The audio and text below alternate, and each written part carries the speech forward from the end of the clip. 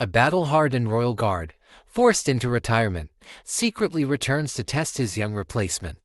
Convinced the new generation lacks discipline, he sets elaborate traps, only to discover he's not the one doing the testing after all.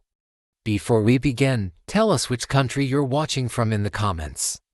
And don't forget to subscribe to Guard's Moment, because tomorrow at this same time, we're revealing the shocking truth about what really happens inside the Queen's Guard barracks. The crisp autumn air carried the scent of polished leather and gun, all as Captain Gareth Bennett tightened his civilian coat against the Windsor chill. 22 years of standing guard had etched every stone of the castle into his memory. The way morning light caught the east tower, the particular echo of boots on the south walkway. Now, as he limped past tourists with their cameras and guidebooks, his right leg throbbed with each step. The doctors had called it a career-ending injury. Bennett called it a temporary inconvenience. He adjusted his cap lower over his eyes, the wool scratchy against his forehead. 3 months of retirement had done nothing to ease the instinctive tension in his shoulders when he approached the guard posts. Today wasn't about nostalgia, though. Today was a test.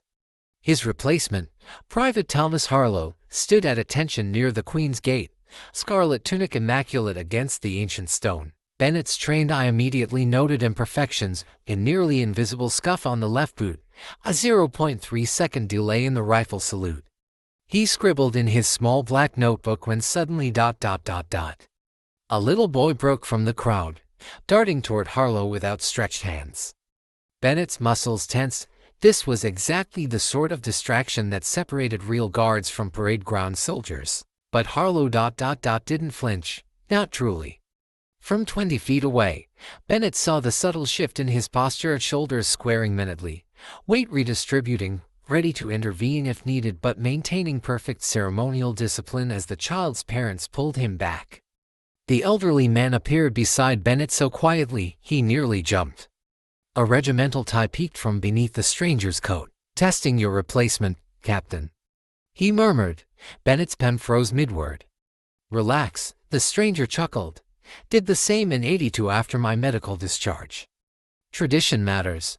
Before Bennett could respond, the man melted back into the crowd, leaving behind only the faint scent of pipe tobacco and the uncomfortable realization that his mission might be more transparent than he'd thought. Dawn broke gray and wet on the second day. Perfect. Bennett watched from under his umbrella as water cascaded off Harlow's bearskin hat, soaking into the thick wool tunic. Most civilians didn't realize those famous red coats weighed nearly 15 pounds when dry. Today it would be closer to 20.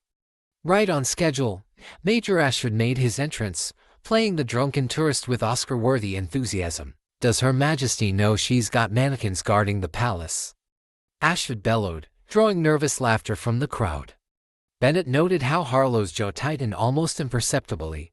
Ashford staggered closer. "I pay your salary with my taxes. Give us a smile." Then came the deliberate provocation, a wobbly lunge toward Harlow's ceremonial tassel. The bayonet flashed up so fast tourists barely had time to gasp, stopping a hair's breadth from Ashford's throat. "Final warning, sir."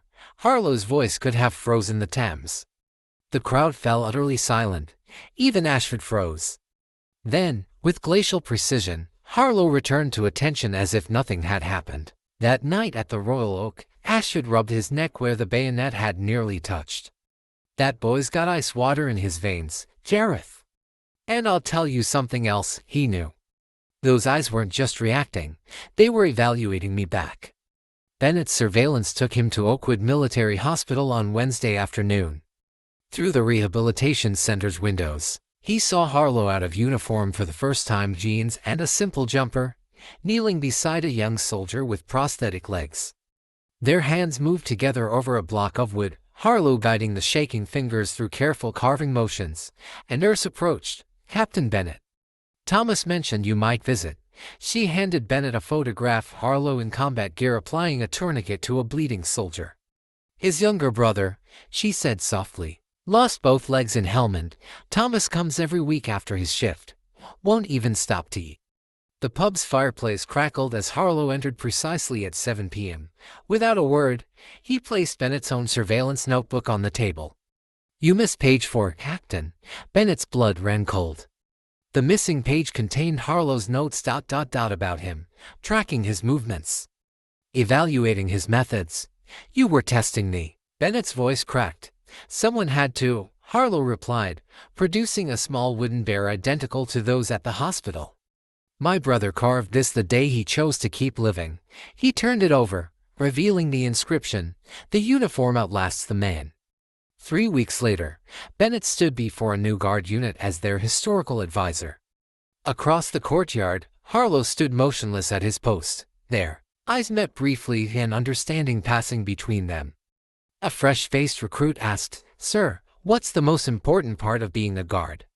Bennett's gaze lingered on Harlow, knowing the tradition isn't about you. You're just its caretaker for a little while. As the new guards marched off, Bennett realized the pain in his leg had dulled, not gone, but bearable. Like the past and present had finally made peace. Who do you think was really being tested in this story? The young guard or the veteran? Let's debate in the comments. If this story of duty and legacy moved you, show your support, hit like, subscribe to Guards Moment, and ring that bell so you never miss our daily uploads. Tomorrow we're revealing the shocking true story of a royal guard who foiled an assassination using only his ceremonial uniform. Trust me, you won't want to miss this one. Remember, traditions only live when we keep them alive.